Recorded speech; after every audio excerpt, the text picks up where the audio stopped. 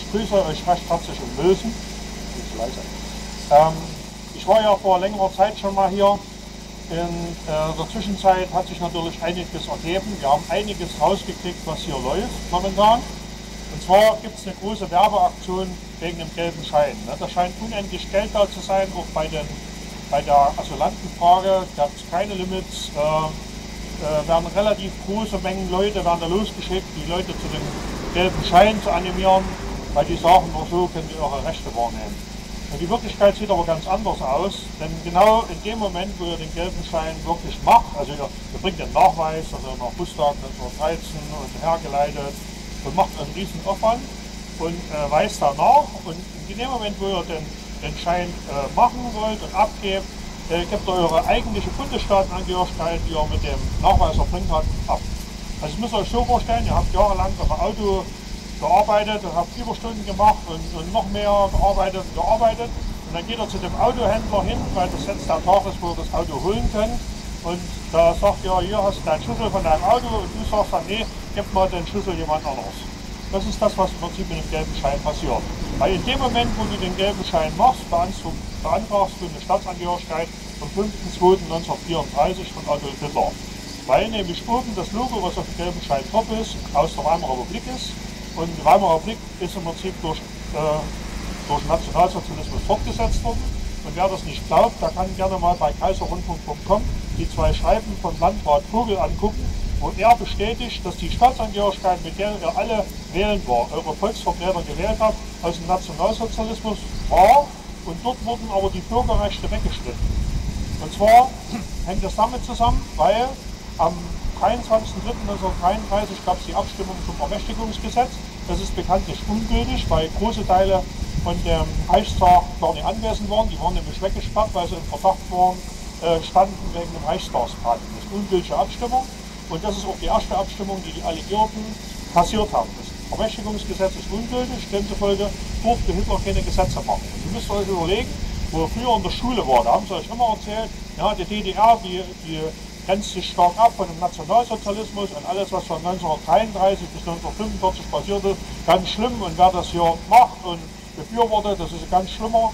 So, wir sind da, wie ist das, der demokratische Arbeiter- und Bauernstaat und so weiter. Das sind ja die Parolen, mit denen sie uns gekommen sind.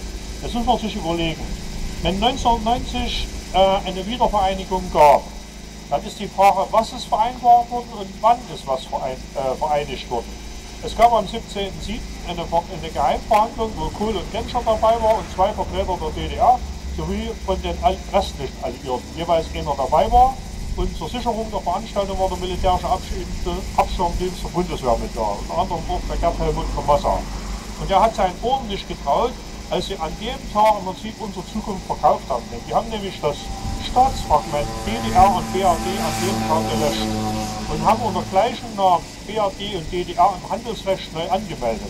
Man muss überlegen, wenn man eine Firma neu gründet, muss man ja eine Eröffnungsbilanz machen. Welche Eröffnungsbilanz kann eine geheim gegründete Handelsorganisation haben, über die weder der Bundestag noch die Volkskammer Bescheid gewusst haben? Die haben eine Eröffnungsbilanz von 0, denn woher soll das Geld gekommen sein? Am Nachmittag vom 18.07. hat die Volkskammer in der Nichtsahnung beschlossen, dass das Volksvermögen sozusagen der Treuhand übereignet wurde, und dann hat die Treuhand im Prinzip den Ausverkauf gemacht. Das ist das, was hier passiert ist. Aber diese Entscheidung hätte die weggeschnittene DDR machen müssen, nämlich die DDR, für die es eine DDR-Verfassung gibt und für die wir jahrelang gearbeitet haben, unser Volksvermögen. Also unsere Schulen, unsere Kindergärten, alles, was uns gehört.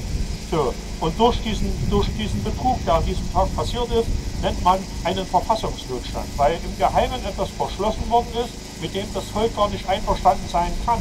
Weil an dem Tag die Grundlage dafür geschaffen worden ist, dass hier Parteien aus Westdeutschland bzw. auch eine Rechtsetzung aus Westdeutschland hier gegriffen hat, ohne dass es einen Volksentscheid gegeben hat. Wenn man sich das Grundgesetz mal genau anguckt, und sieht man, dass am Artikel 29 Absatz 8 steht, wenn der Bund seine Kompetenzen erweitert, das heißt also auf ein Gebiet übertritt, für den er wieder einen Geltungsbereich hat, noch eine Zuständigkeit, muss ein Volksentscheid passieren.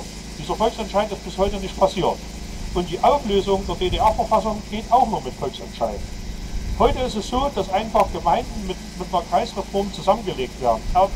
Erzgebirgskreis und was es da alles so gibt. Oder Gemeinden, die kreisfrei sind, einfach irgendwelchen anderen Orten zugeschlagen werden. Die Kreisfreiheit stammt teilweise von Orten, die eine Geschichte aufweisen können, die bis 900 nach Christus reicht.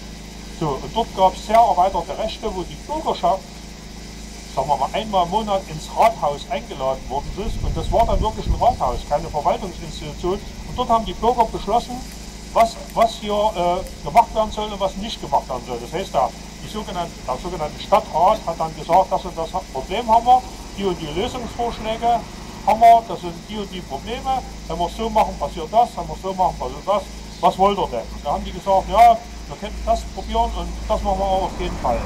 So, und dann ist ein Beschluss gemacht worden und so ging das weiter. Da haben die sich einmal im Monat dort getroffen und meistens war das Rathaus auch nicht weit weg von der Gaststätte und dann haben die hinterher das Ding gefeiert, dass sie wieder mal ein Problem gelöst haben. Heute ist es aber so, dass sie sich fast im Geheimen treffen und das vorneweg auskungeln und dann plötzlich und unerwartet das Abstimmungsverhältnis ganz anders ausfällt. Weil nämlich die Entscheidungen gar nicht in den Parteien getroffen werden, sondern in Geheimorganisationen, die dahinter stehen.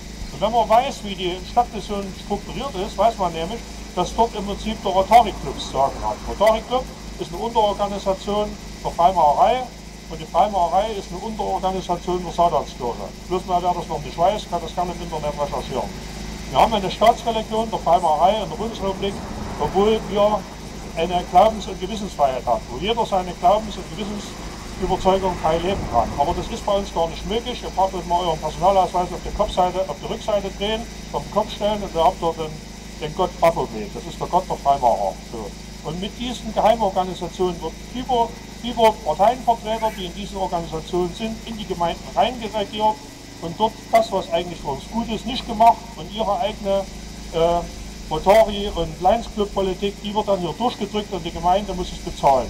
Was glaubt ihr, wo das Geld her ist, was für die ganzen Flüchtlinge aufgewendet wird? Erstens mal sind es keine Flüchtlinge, weil das sind die Geflüchteten, die in Syrien vor der regulären Armee geflüchtet sind.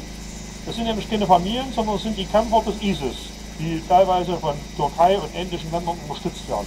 Wir füttern die durch, dass die hier Urlaub machen können und dann gehen die als Kämpfer wieder runter und bekämpfen das Volk ein zweites Mal. Oder auch uns.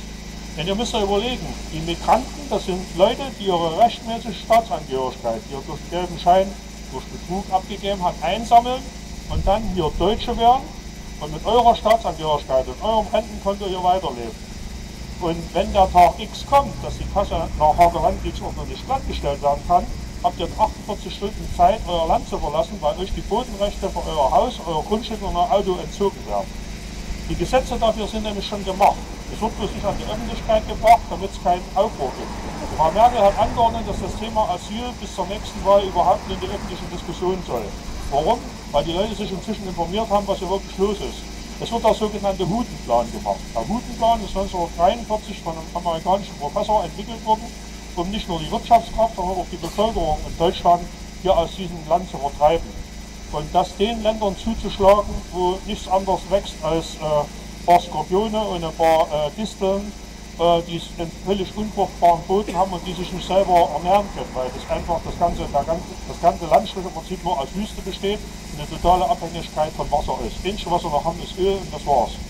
So, und hier haben wir, wenn ihr euch mal umguckt, blühende Natur, die brach liegen lassen wird, weil die EU so will, dass die Äcker und die Grundstücke nicht bestellen werden. Die Bauern kriegen dafür Geld, dass sie die Felder nicht bestellen und dann wundern wir uns, dass in irgendeiner Krise weder ein Getreidelager existiert, noch eine Grundversorgung mit Nahrungsmitteln. Also das heißt, wenn es irgendeinen Wirtschaftseinbruch gibt im Euro, ist Deutschland nicht in der Lage, sich selber zu ernähren, obwohl wir Haufen Bauern haben, die zu einem Mindestpreis ihre Produkte abgeben müssen. Ich habe jetzt gehört, 20 Cent pro Liter Milch.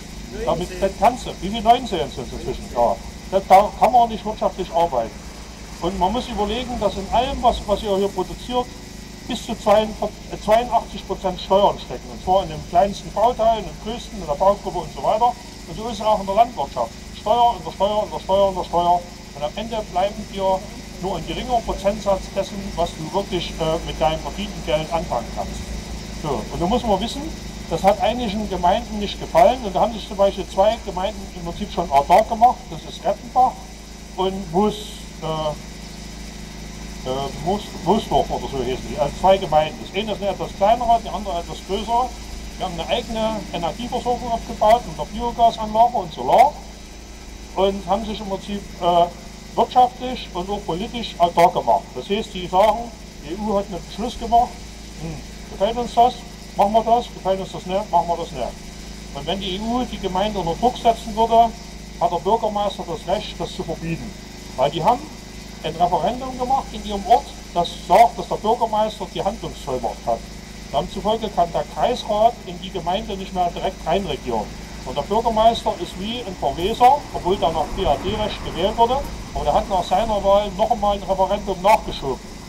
Und da hat er sich angeguckt, wer wäre denn nach dem staatlichen Recht in dem Wahlkreis wahlberechtigt. Er hat geguckt, war der am Tag des Verfassungsnotstands wahlberechtigt, also war der gemeldet vom 17.18.07.1990 oder hat er nach Rustag die Wahlberechtigung.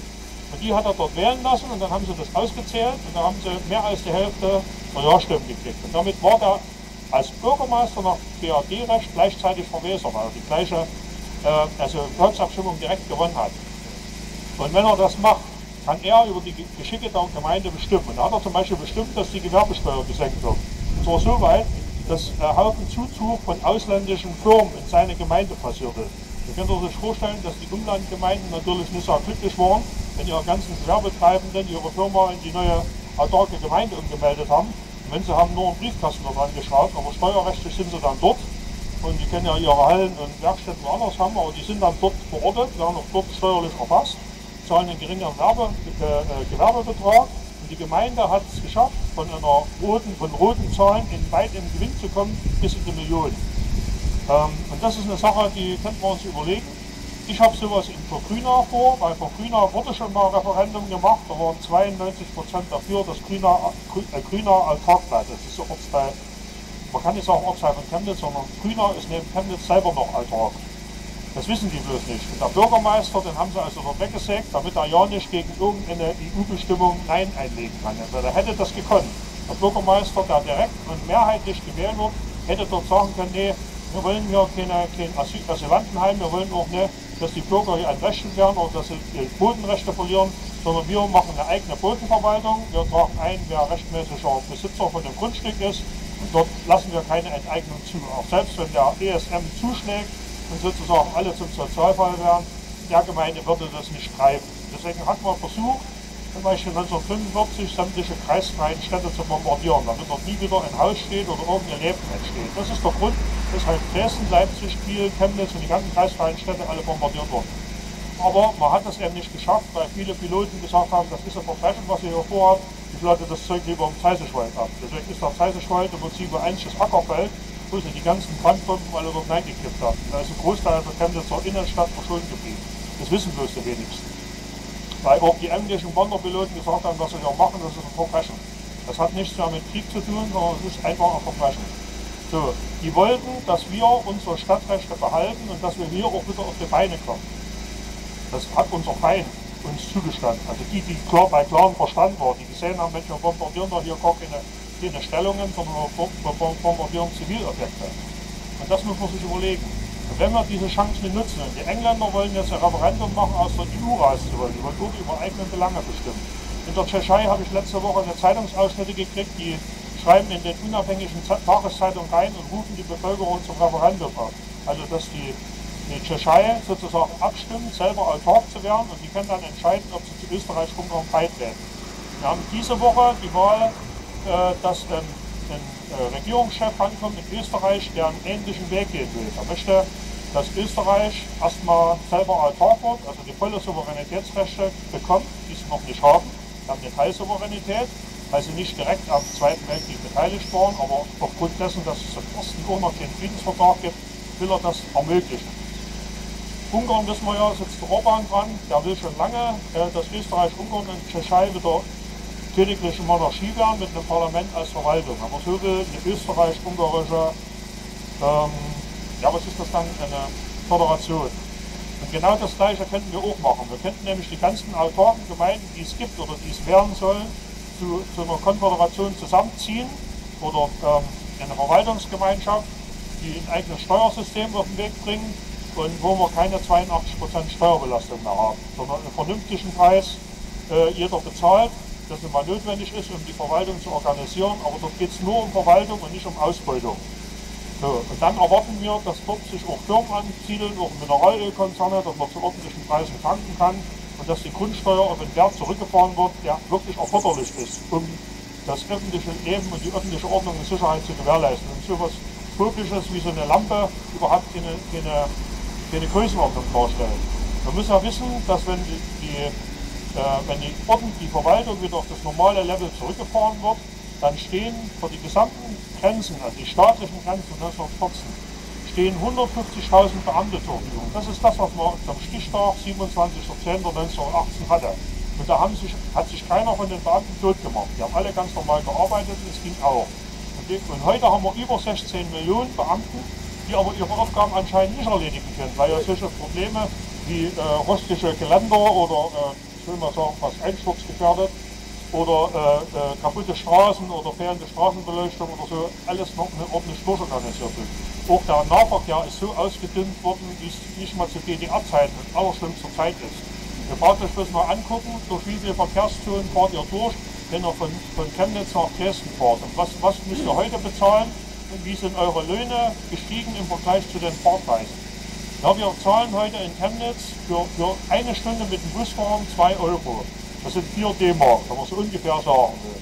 Zu DDR-Zeiten hatten wir auch einen öffentlichen Nahverkehr. Dort haben wir aber für den Bus, der die gleiche Strecke gefahren ist, 25 Ostpfennig bezahlt. Uns ging auch, weil ordentlich gewirtschaftet worden ist. Wir haben so viele arbeitslose Kraftfahrer, die das alles machen können. Es müsste jeder einfach nur 4 Stunden am Tag für die Gemeinde was Nützliches machen, der jetzt arbeitslos ist, und dann könnten viele Sachen auch bezahlt werden. Weil ob die Gemeinde das den Leuten einfach schenkt oder dass sie eben sich in einer oder anderen Weise nützlich machen, wie zum Beispiel eben Beaufsichtigung von Kindern. Was ist denn das Problem, wenn eine Frau arbeitslos wird, die Familie nicht mehr richtig ernähren kann, dass die Gemeinde die Hälfte vom Geld hingibt und sagt, dann guckst du mal, ob du 4 Stunden mit den Kindern ein bisschen malen kannst. Was ist denn das Problem dabei? Das ist alles organisierbar. Es muss keine Arbeitslosigkeit geben und kein Elend. Und es muss vor allen Dingen keine GEZ geben.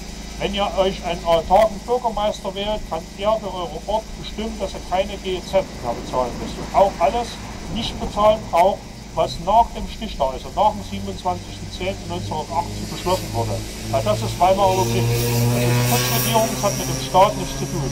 Der Staat hat bestanden bis zum 27.10.1918 und am Folgetag hat Max von Baden einen Putsch gemacht gegen den Kaiser und hat gesagt, wenn du dich hier nicht vom Thron machst, würde ich der Soldatenrat umbringen. Das war das Angebot. Und dann hätte der Kaiser sagen können, das Angebot nehme ich an oder ich mache mich doch lieber vom Acker. So, und er ist also dann in den Niederlande und ist nicht freiwillig abgetreten. Die Abtretungsurkunden, die sie überall rumreichen, sind alles Fälschungen. Das hat man nach und nach festgestellt, dass das nicht stimmen kann. Weder das Papier, noch die Handschrift, noch die äußere Gestaltung stimmt mit denen überein, was der Kaiser früher gemacht hat.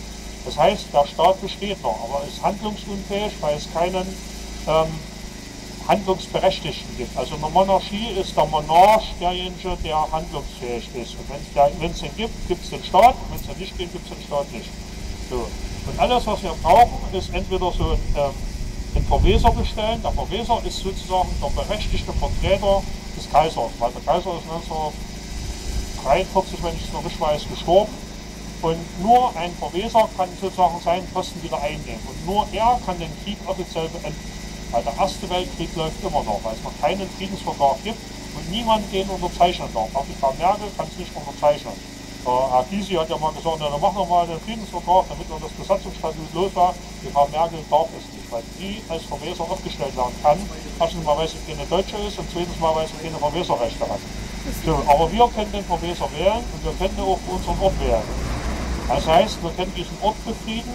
Und wir können das gelbe Ortseingangsschild gegen ein weißes austauschen. Weißes ist nämlich eine freie Stadt und das gelbe ist eine Gefangenensiedlung. Das müsst ihr wissen, das ist nach internationalen Abkommen so, wenn ihr durch die Tschechei fahrt, seht ihr nie ein gelbes Ortseingangsschild, alle weiß. In Österreich das gleiche, nur weiße. In vielen anderen Städten sind noch gelbe dran, wie zum Beispiel Holland könnte es sein, weil Holland vom Kaiser noch besetzt ist. Verwundert sich, aber formal ist es noch so.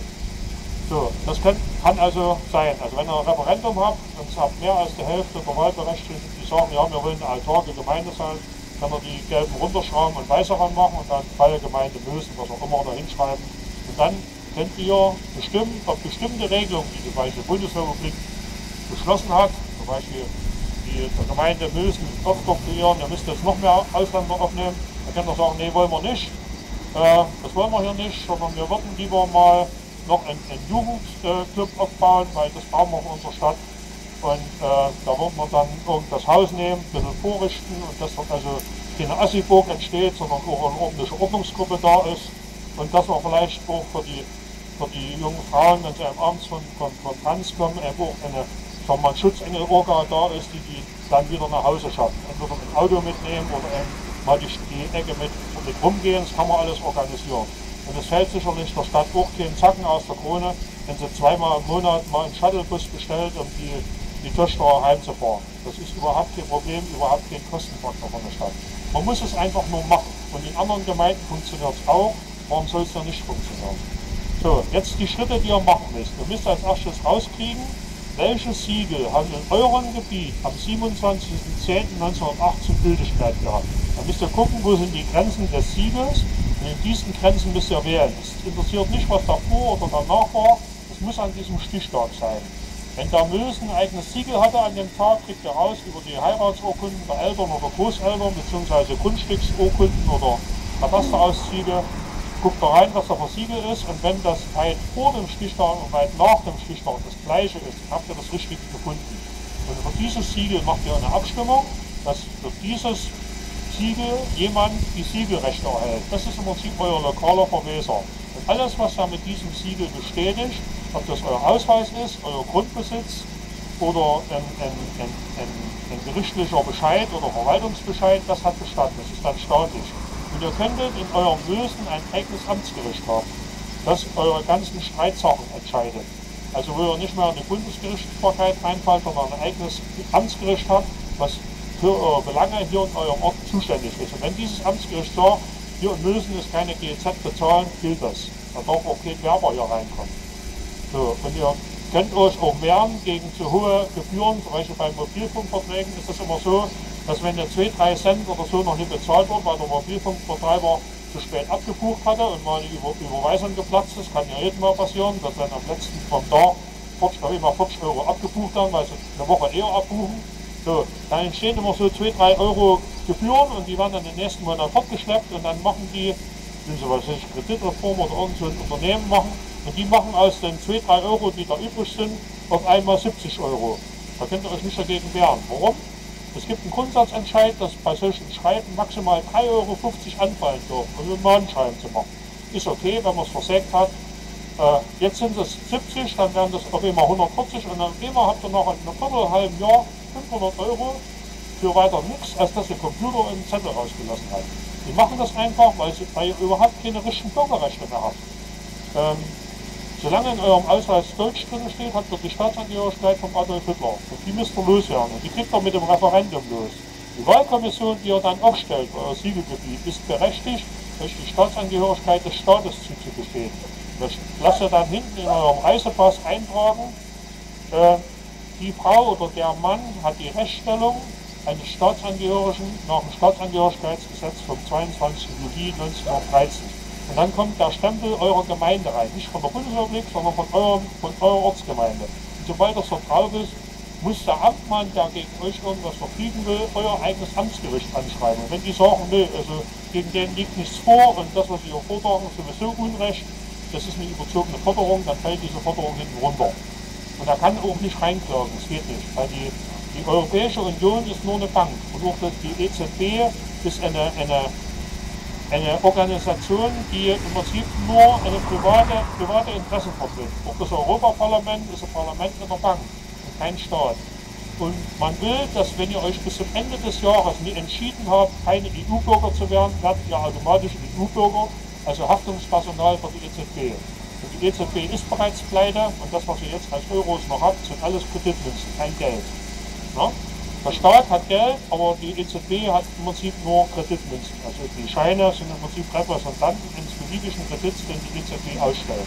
Und das ist ungefähr so wie das Anwerfen der Druckerpresse. Da können die beliebig Schulden machen. Deswegen braucht ihr euch auch nicht wundern, warum für Asylantenheime beliebig Kredit zur Verfügung gestellt ist. weil die Investmentbanker haben gegen den Euro gewettet. Und die haben diese Wette mit bis zu 400 gehebelt. Das heißt also, wenn der Euro um 10% fällt, wird durch den Hebel das um 400% als Gewinn verbucht. Und wir haben sozusagen gegen den Euro gewettet und haben gleichzeitig Glücksschläge reingeschafft, die dazu führen, dass der Euro und auch die Gemeindestruktur zerfällt. Also die haben im Prinzip darauf gewettet, dass die Eurozone zerfällt und haben Bedingungen geschaffen, damit das auch eintritt, damit die ihre Wette gewinnen. Wenn es gelingt, die Situation in den Griff zu kriegen, würden die ihre Wetten verlieren und dann würden diese Investmentbanken pleite gehen. Und das müsst ihr euch überlegen, ob ihr das wollt.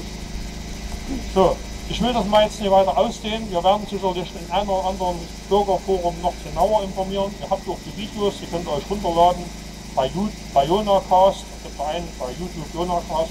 Und dort ist eine richtige Erklärung, in welchen Schritten so eine Verweserwahl gemacht werden muss. So, dann gebe ich mal das Wort wieder an unseren Organisator, weil er sicherlich noch was sagen möchte.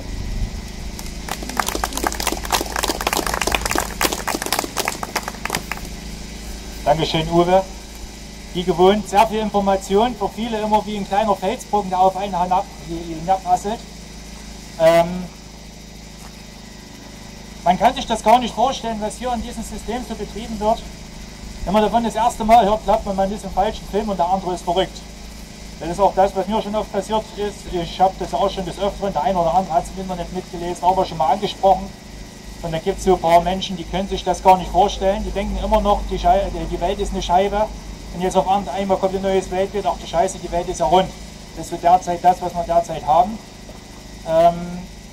Wir müssen hier unbedingt, da kann man auch keinen Vorwurf machen, den Vorwurf müssen wir denjenigen machen, die das zu verantworten haben. Und wenn man hier knapp 100 Jahre Lügengeschichte erzählt, Täuschung, absichtliche Täuschung und dafür sorgt, dass das deutsche Volk abgeschafft wird, aus diversen Gründen auch immer, die man auch näher hinter recherchieren kann, wo man auch gleich mal auf das Medinat Weimar hinweisen kann, was Merkel und Co. demnächst hier vorhaben, und zwar mit Auslauf der Bodenrechte. Das ist das, was wir so ein bisschen hier nachrecherchiert haben. Medinat Weimar will nämlich nichts anderes machen, wie eine neue Weimarer Republik gründen. Das wollen sie ja mit den gelben Scheinen, läuft das ein bisschen mit. Und wo es halt darauf hinausgeht, einen jüdischen Staat in Thüringen zu gründen. Man fängt ja an, ein bisschen das deutsche Volk auszurotten.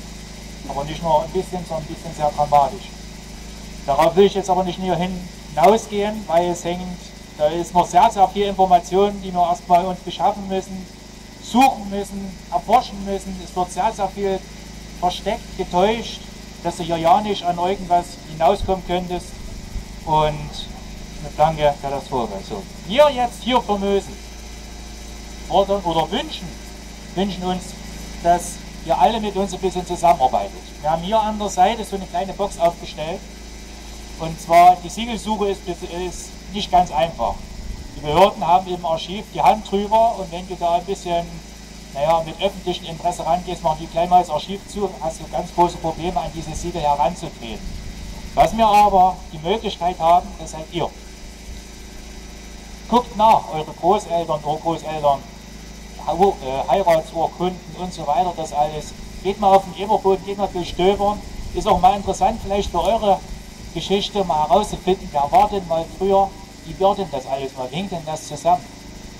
Und wenn ihr das möchtet, und wir würden uns darüber freuen, dass ihr dann vielleicht bei so die ein, zwei anderen Ausarbeitungen uns vielleicht mal mit rüber gibt, mithelft, uns ein bisschen leichter macht, dass wir schneller zum Ziel kommen, dass wir so schnell wie möglich den Herrn Freund mal ordentlich auf die Füße treten können, dass er endlich mal für seine Straftaten, die er hier begeht, mal ordentlich zur Rechenschaft gezogen wird, dass wir an den rankommen können. Zudem wollen wir halt auch schon ein bisschen Geld anfangen zusammenzusammeln, weil es muss in jedem Haushalt dann eine Wahlbenachrichtigung folgen und das ist nun mal mit Kosten verbunden. Derzeit haben wir die Demo, da hier alles aus eigener Tasche immer bezahlt, die ganzen Demos. Das ist das, was wir auch weiterhin tun werden. Wir werden nicht um euer Geld bitteln. Aber es wäre schön, wenn vielleicht doch mal die ein oder andere Mark mal übrig bleiben würde, Euro. Und ihr dann, wie gesagt, das hat nichts mit Spende zu tun, weil man das sonst wieder an an der Verwaltung wieder abführen müssten, sondern das ist eine Schenkung. Das ist zwar kein schönes Wort, aber es ist im Grunde genommen dasselbe. Da kann das System nicht ran und da bleibt das Geld hier in Mülsene für eine gute Sache. Vielleicht habt ihr das Vertrauen und habt einen Markt übrig. Vielleicht findet sich auch der ein oder andere Sponsor, der uns ein bisschen unterstützen tut. Ja, wir haben vor, wie gesagt, die nächste Demo in Niklas loszulassen. Datum und einen genauen Ort, das geben wir noch bekannt. Das muss erst noch, wollen wir noch näher in Erwägung ziehen, wie wir es machen.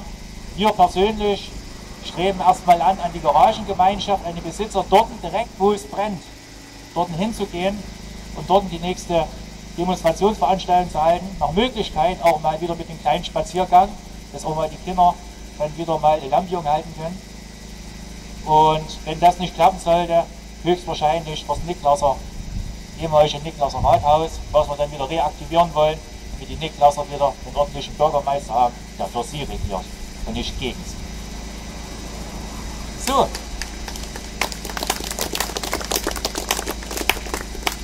Dann hat jemand Fragen, Anregungen, liegt denn irgendjemand was auf der Brust, was er gerne sagen möchte? Er kann ruhig mal gerne vorkommen und sich hier mal seine Meinung mal freie Luft schaffen. Haben wir da jemanden?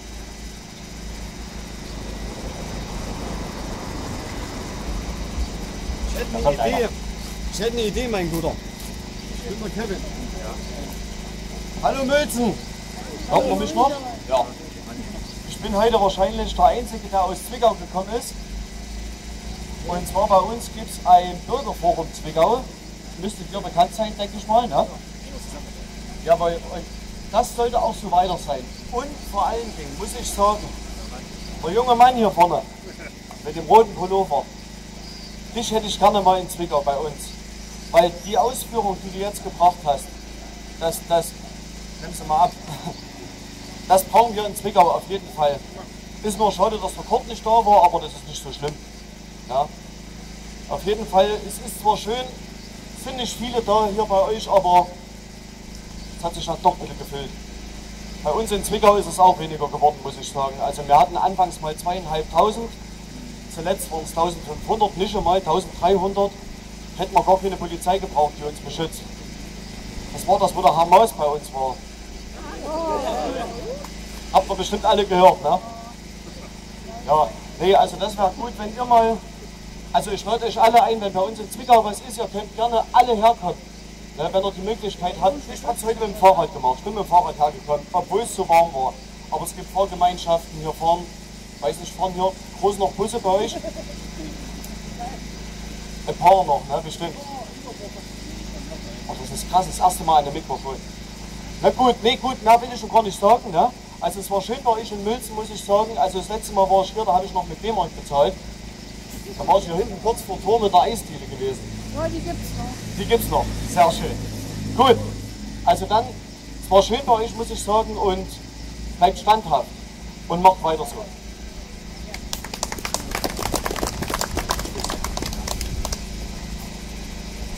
Ja, weil es gerade angesprochen worden ist, die Zusammenarbeit mit dem Bürgerforum Zwickau, da sind wir sehr eng in Kontakt. Auch das Bürgerforum Sachsen spielt bei uns eine ganz große Rolle mit. Mit denen arbeiten wir nämlich diese ganze Sache nämlich hier aus. Ziel ist es nämlich auch die freie Kreisstadt Zwickau nämlich zu reorganisieren. Ja? Und es ist kein kleines Geheimnis mehr, sondern es lüftet sich immer mehr und wir sind ja hier in der Öffentlichkeit, fangen wir jetzt an, das ein bisschen rauszuarbeiten. Deswegen sind auch so viele weitere Demos jetzt auch erstmal in Zurückhalt gegangen, weil die halt alle zusammen die Ausarbeitungen machen müssen. Das ist enorm viel Text, das könnt ihr euch gar nicht vorstellen. Das ist, wie gesagt, wenn wir die Stammtische nicht hätten, das sind Ausarbeitungen von 40 Jahren, das schaffst du nicht in einem halben Jahr, das alles nachzuholen. Das kann sich dann vielleicht mal so in etwa jemand mal dann vorstellen, was dazugehört und auch das dann alles richtig zu machen mit den ganzen kleinen Schlaglöchern, die uns da die BRD hinlegt, damit wir ja schön auf die Fresse fallen. Gut, erstmal dazu. Hat noch jemand irgendwelche Fragen? Es darf auch gerne mal eine Kritik geäußert werden. Wir haben ja auch das letzte Mal auch mal jemanden gehabt, der hat eine Pressekritik gemacht. Der hat die freie Presse nicht einmal erwähnt. Da sieht man erstmal, wie dieses Kapitalblatt nur um seine Bereicherung gedacht ist und nicht um die Sache der Aufklärung.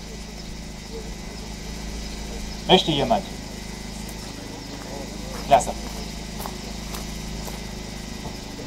Ja, ich bin zurück. Ich wollte euch mal was zu den Kindergarten sagen. Wir haben ja schon in Niklas die Großraumschule gekriegt.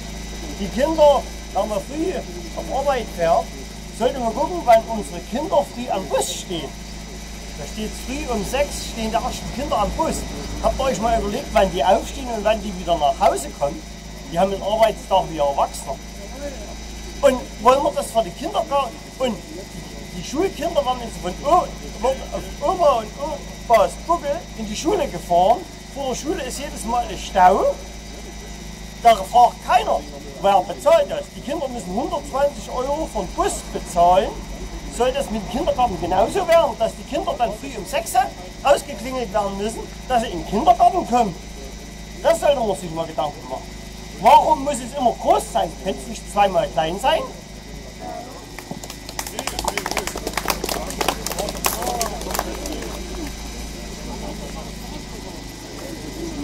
Dankeschön. Das ist auch mal wichtig anzusprechen. Endlich mal für unsere Kinder mal wieder was zu tun. Und nicht immer für Fremde. Gut. Wie gesagt, ich lade euch ein, am 6.6. 19 Uhr, Niklas, geht's wieder los. Könnt ihr euch das ganze Schauspiel mal ansehen. Geht auch mal vor, stellt mal unangenehme Fragen. Das dürft ihr. Der Bürgermeister ist dazu verpflichtet. Er ist dazu verpflichtet, euch die richtigen Antworten zu geben. Kann er das nicht, muss er recherchieren und muss es das nächste Mal geben. Und wenn ihr den fragen tut, ob der Himmel blau ist, theoretisch dürft ihr das. So idiotisch wie es klingen mag. Gut. Wenn es jetzt nicht noch weitere Fragen gibt, dann würde ich jetzt hier diese Veranstaltung, diese Versammlung, diese Demonstration, die ich jetzt hier mal beenden. Ich wünsche euch einen guten Heimweg und mir, mit der Kadi und den ganzen anderen, die mit dahinter stecken, wir haben ein Ziel. Und zwar, dass der Freund für seine Schandtaten büßen tut. Und die sind nicht gerade gering. Und wenn er da dafür bis an sein Lebensende Kultideckeln auskratzen muss und einen Kanal reinigen muss, das haben wir vor. Herr Freund, treten Sie gefälligst zurück, um das letzte bisschen an Anstand noch zeigen zu können, um nicht den letzten Respekt noch zu verlieren. Dankeschön. Kommt gut in Ihr Hemd.